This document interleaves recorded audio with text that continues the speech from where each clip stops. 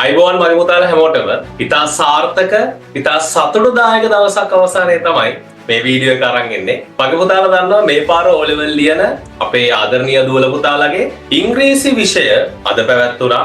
ඉංග්‍රීසි විෂය ලියලා ආපු අපේ අයියලා අක්කලා එහෙම නැත්නම් අපේ මේ දුවා පුතාලා කියපු දේවල් මොනවද? ඉතින් අද ඉංග්‍රීසි පේපරේ කොහොමද? අමාරුයිද? ලේසියිද?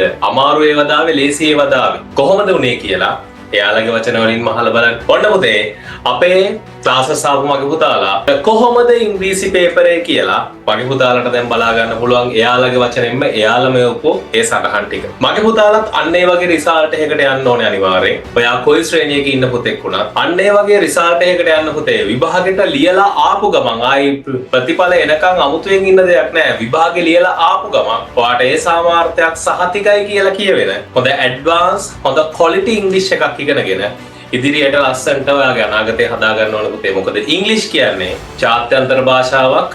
O level වලින් A level වලින් විතරක් නතර වෙන්නේ නැතුව ඔයාට ජීවිතේ පුරාම අත්‍යවශ්‍ය භාෂාවක්. එහෙනම් ඒකට පළමු සුසුසුකම O level English.